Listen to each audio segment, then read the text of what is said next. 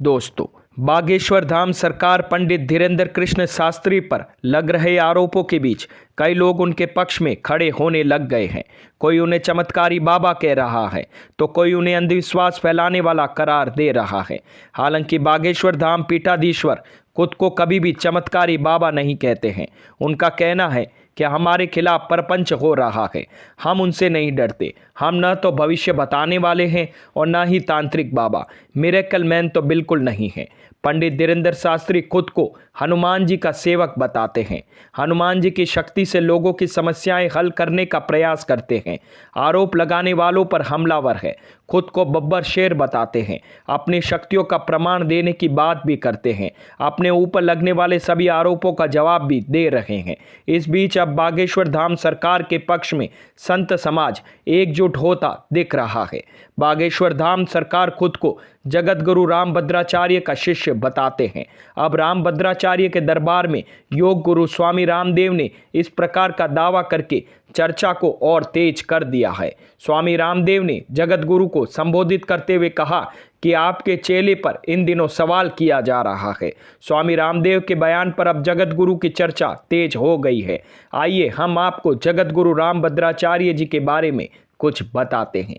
जगत गुरु रामभद्राचार्य का जन्म 14 जनवरी 1950 को जौनपुर के उत्तर प्रदेश में हुआ था। सरयू परिण ब्राह्मण कुल के वशिष्ठ गोत्र में जन्मे रामभद्राचार्य की आंखें महज 2 माह की उम्र में ही चली गई थी। दरअसल उन्हें ट्रकोम नामक बीमारी हो गई थी। गांव की महिला ने कोई दवा डाली तो आंखों से खून निकलने लग गया। आयुर्वेदिक, होम्योपैथी, एलोपैथी सभी इलाज हुआ।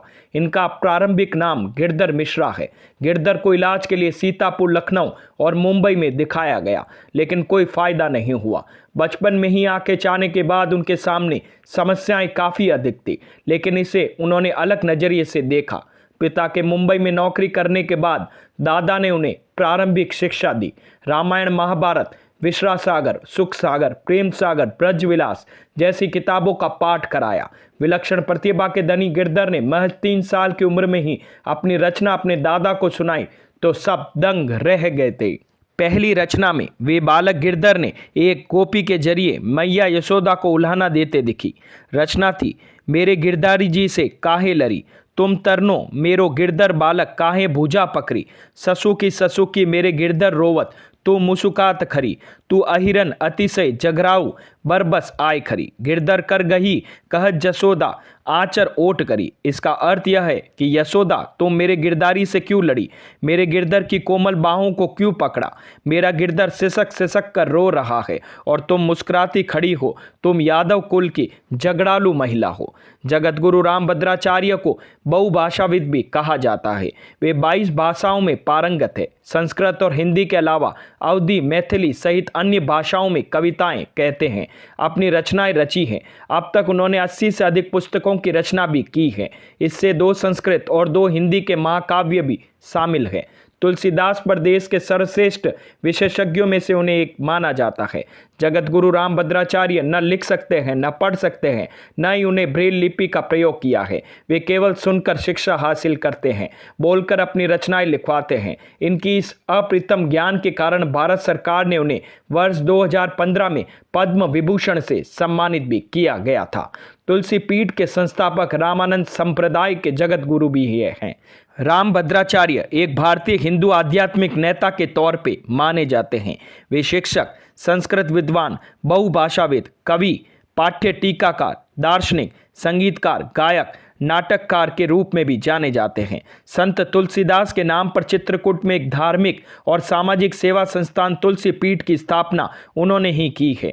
इसके वे प्रमुख हैं। चित्रकूट के जगत गुरु रामभद्राचार्य विकलांग विश्वविद्यालय के संस्थापक और आजीवन चांसलर है। यह विशेष रूप से 4 प्रकार के विकलांग छात्रों को स्नातक और पीजी पाठ्यक्रम करवाता है।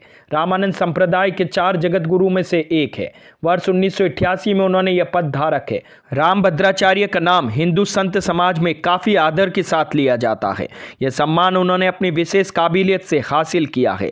सुप्रीम कोर्ट में राम जन्मभूमि बाबरी मस्जिद से उनकी गवाही सुर्खियों में बनी थी। वेद पुराणों के उदाहरणों के साथ उनकी गवाही को कोर्ट भी कायल हो गया था। श्री राम जन्मभूमि के पक्ष में वे वादी के तौर पर उपस्थित हुए और ऋग्वेद की जैमिनी संहिता से उन्होंने उदाहरण दिया था। इसमें सरयू नदी के स्थान विशेष से दिशा और दूरी का बिल्कुल सटीक ब्यौरा देते हुए रामभद्राचार्य ने श्री राम जन्मभूमि की स्थिति बताई थी। कोर्ट में इसके साथ जैमिनी संहिता मंगाई गई। इसमें जगत गुरु ने जिन उदाहरणों का जिक्र किया था उसे खोलकर देखा गया। सभी विवरण सही पाए गए और जिस स्थान पर श्री राम जन्मभूमि की स्थिति बताई गई वही विवादित स्थल ठीक उसी स्थान पर पाया गया। जगत गुरु के बयान ने फैसले का रुख मोड़ दिया। सुनवाई करने वाले जस्टिस ने भी इसे भारतीय प्रज्ञा का चमत्कार माना।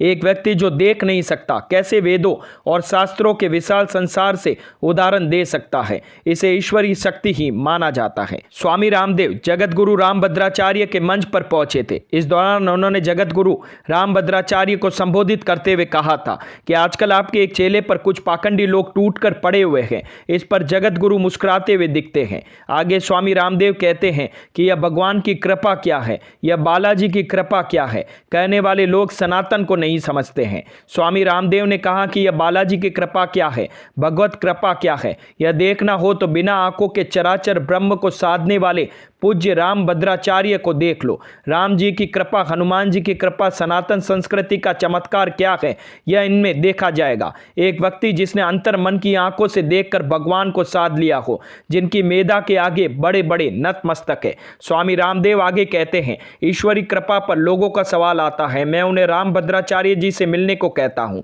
जहाँ तक हमारे धीरेंद्र कृष्ण शास्त्री की बात है, यह महाराज जी के ही शिष्य हैं, महाराज जी के कृपा पात्र है। भगवान और गुरु की कृपा और शक्ति से व्यक्ति को सूक्ष्म दृष्टि प्राप्त होती है। अदृश्य शक्तियों को व्यक्ति साध लेता है।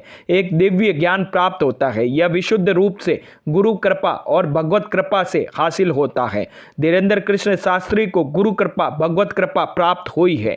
बालाजी महाराज की कृपा भी प्राप्त हुई है। कहते हैं वह भूत प्रेत भाग जाने की बात क्यों करता है। स्वामी रामदेव ने कहा, मैं कहता हूं भूत पिशाच निकट नहीं आवे। इस प्रकृति कुछ प्राण प्रदूषण है, कुछ असुरी शक्तियां हैं। जो गुरु और भगवान की शरण में रहता है, जो भगवत कृपा संपन्न व्यक्ति का आशीर्वाद प्राप्त कर लेता है, वह असुरी शक्तियों के प्रभाव से बाहर निकल जाता है। धीरेंद्र कृष्ण शास्त्री महाराज जी के शिष्य रहे हैं। योग गुरु ने कहा कि जहां तक प्रश्न तर्क वितर्क का है, जिनको तर्क वितर्क करना हो वह महाराज रामभद्राचार्य जी के पास आ जाए। जिनको चमत्कार देखना हो वह महाराज जी के चेले के पास चले जाए। स्वामी रामदेव ने कहा कि मैं मीडिया के लोगों को ज्यादा फोन नहीं करता। कुछ लोगों को कहा कि हर जगह पाखंड मत देखो, कुछ यह भी देख लो कि एक अदृश्य लोग भी है। यह जो आंखों से देख रहे हैं यह तो महज 1% है, अदृश्य लोग तो 99% है। तो दोस्तों, कैसी लगी मेरी ये जानकारी? अगर मेरी ये वीडियोस आप लोगों को पसंद आते हैं तो प्लीज़ लाइक शेयर सब्सक्राइब करना ना भूले और हाँ, कमेंट करना भी ना भूले। धन्यवाद।